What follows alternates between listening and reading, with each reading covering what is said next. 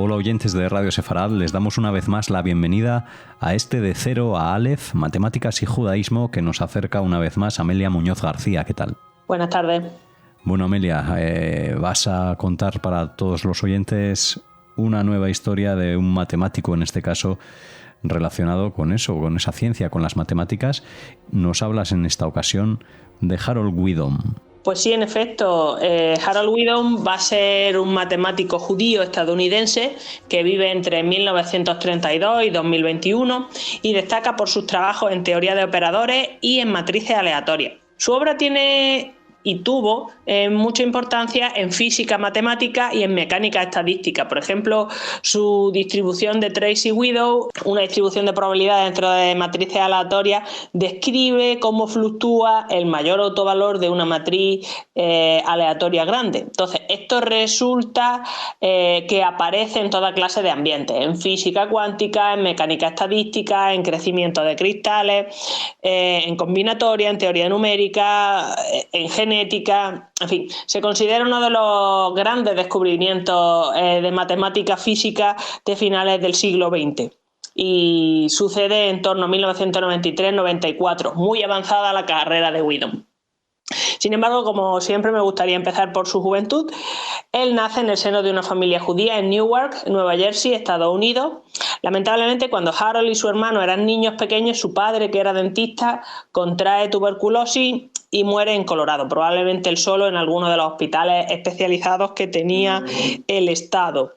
¿A qué me refiero en concreto? Pues fíjense ustedes, la historia es un poco triste porque la tuberculosis la contrae mientras sirve en el ejército, el padre, en el ejército americano durante la Primera Guerra Mundial, y esto sucede poco después de llegar a Estados Unidos desde Rusia. En 1937 se va a Arizona a curarse, posteriormente se traslada a Colorado y muere cuando Harold solamente tiene 8 años y ya llevaba el pobre 3 años sin verlo. Rebecca, la madre, coge a los dos niños y se va a Brooklyn en 1939, se va a Nueva York, donde Harold primero acude a un instituto, Stuyvesant, una institución que preparaba a los jóvenes talentos en matemáticas, en ciencia y en tecnología para su entrada en la universidad. Y posteriormente, va a cursar allí el grado en matemáticas.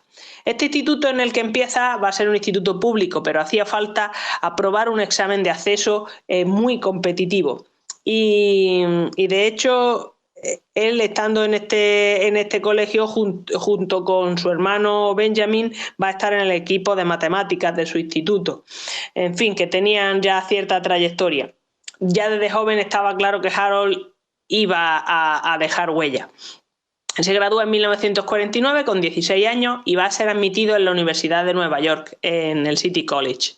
Pasa allí 2 años, se gradúa en el 51, el mismo año que gana la competición matemática William Lowell Putnam. Él va a ser uno de los 5 mejores en hacer el examen, en el que participan estudiantes de todo Norteamérica, de todo el continente norteamericano. Al ser uno de los 5 mejores, pues se le consideraba en el top 0,1% de estudiantes norteamericanos, con lo que ya empezaba a sonar su nombre por su capacidad para resolver problemas y por su creatividad. No llega a llevarse dinero porque aquella competición no iba de grandes sumas de dinero, pero sí el prestigio que luego le abre otras puertas, como por ejemplo la de la Universidad de Chicago. Él va a estar allí en unos programas especiales de doctorado y allí en el propio Chicago va a obtener el máster en 1952. O por ejemplo, le abre la puerta del despacho de Irving Kaplansky, que va a ser su director de tesis. Y esta tesis trata sobre inversión de AW álgebra, introducidas por Kaplansky en 1951. Es decir, un tema matemático muy, muy reciente en aquel momento. ¿Quién era Kaplansky? Pues Kaplansky va a vivir entre 1917 y 2006 y fue un matemático judío-americano de enorme éxito y de enorme reconocimiento.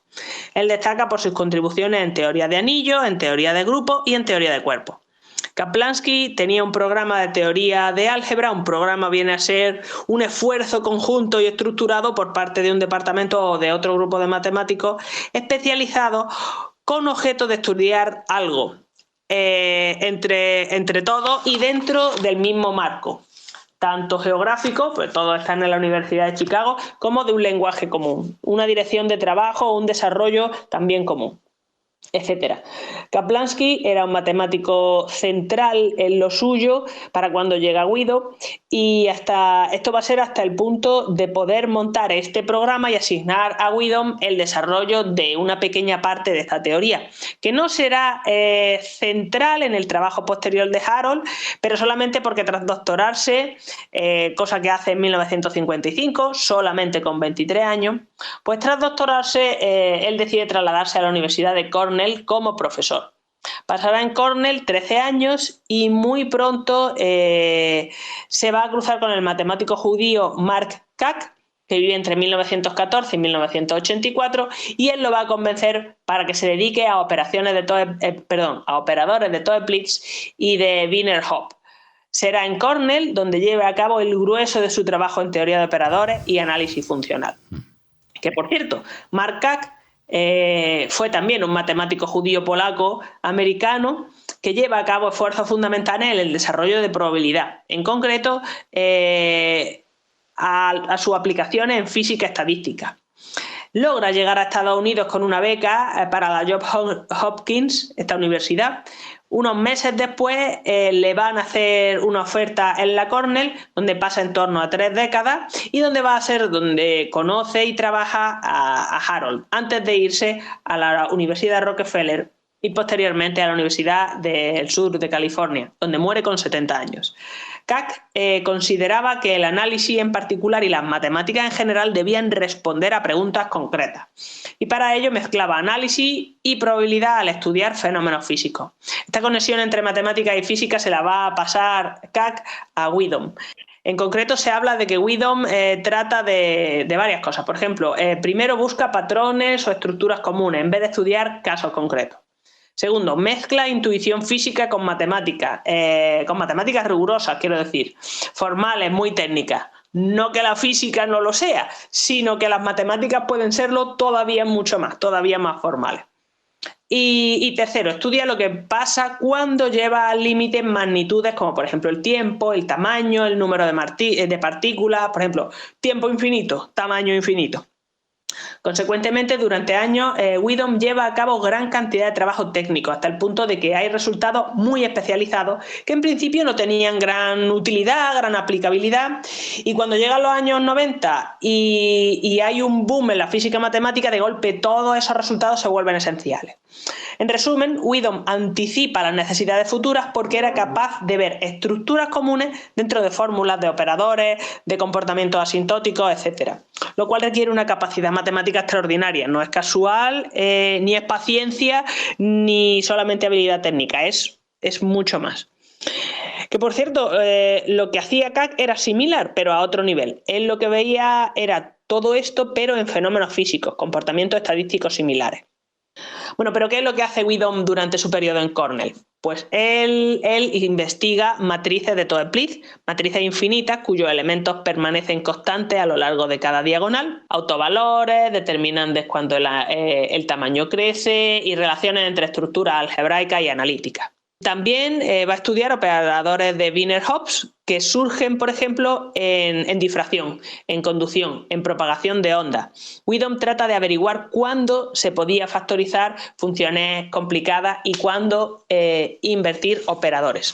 En general, él va a trabajar en análisis asintótico, lo que suponía obtener fórmulas exactas o aproximadas, pero precisas, en caso de que aparecieran singularidades o se tomaran límites tendiendo a infinito en el tamaño de matrices o de otros objetos matemáticos. Para 1968, la Universidad de California, Santa Cruz, de reciente creación, porque se había fundado en el 65, invita, entre otros científicos, a Harold a formar parte de su departamento de matemáticas como profesor de pleno derecho. Harold acepta y permanecerá allí hasta su jubilación como emérito en 1994. Va a estar allí en torno a un cuarto de siglo, con objeto de poder investigar más. El objeto de poder investigar más es el motivo por el que se jubila, porque decía que le interferían las clases y que él necesitaba concentrarse en la investigación. Y es que sucede lo siguiente: una vez llega a esta universidad, ayuda a forjar la identidad del departamento según sus intereses, por supuesto, por ejemplo, formando la Escuela de Teoría de Operadores.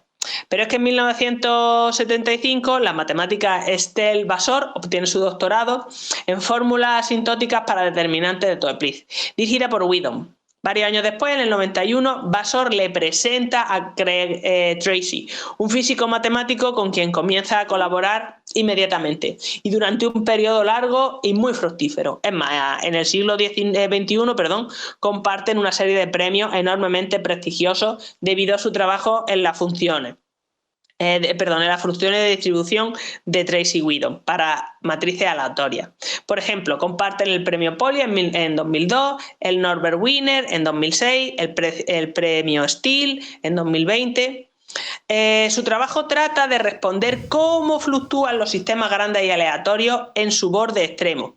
Descubren que tras normalizar adecuadamente las fluctuaciones de los autovalores, convergen a la nueva distribución de Tracy Widom. Además, resulta que este comportamiento es común a cosas tan diferentes como pues, lo que comentábamos al principio del programa: crecimiento de cristales, teoría cuántica, genética, telecomunicaciones, combinatoria, estadística multivariante, es decir, también tiene aplicaciones dentro de matemáticas. En resumen, este teorema o esta distribución, más bien, estos matemáticos demuestran que sistemas enormes y caóticos presentan una estructura universal extremadamente precisa en sus fluctuaciones externas. Entonces, Widom fue un caso raro en el sentido de que este descubrimiento, sin lugar a dudas, su trabajo con mayor impacto de toda su carrera, lo lleva a cabo con 60 años y con más años, porque una vez comienza a trabajar en esto no para. Pero es más, cuando casi tiene 80 años, Widom y Tracy emplean su distribución para resolver un modelo matemático empleado al estudiar cómo se mueven las partículas en sistemas fuera de equilibrio termodinámico, conocido como proceso de exclusión simple aritmética. Widom muere con 88 años por complicaciones del COVID-19 en Santa Cruz, en California. Por fortuna, vio y recibió reconocimientos por la trascendencia de su trabajo. Por ejemplo, fue miembro de la Sociedad Matemática Americana desde 2012 y miembro de la Academia Americana de Arte y Ciencias desde 2006. Recuérdese además que durante su fase previa también recibe reconocimientos académicos, por ejemplo, la beca Guggenheim en el 67 y el 72, la beca Sloan para el curso 64-65, la beca postdoctoral de la Fundación Nacional de Ciencias para el curso 1959-60 o la cátedra Edward A. Dixon a profesor emérito 2007 de la Universidad de California, Santa Cruz, que fue su último gran centro de trabajo. Bueno, pues méritos y reconocimientos que has nombrado aquí en este De Cero a Aleph, dedicado hoy, en esta ocasión, a Harold Widom. Gracias, como siempre, Amelia, y gracias a ustedes. Les esperamos en la próxima emisión, en la próxima edición de este programa dedicado a las matemáticas aquí en Radio Sefarad. Gracias a ustedes.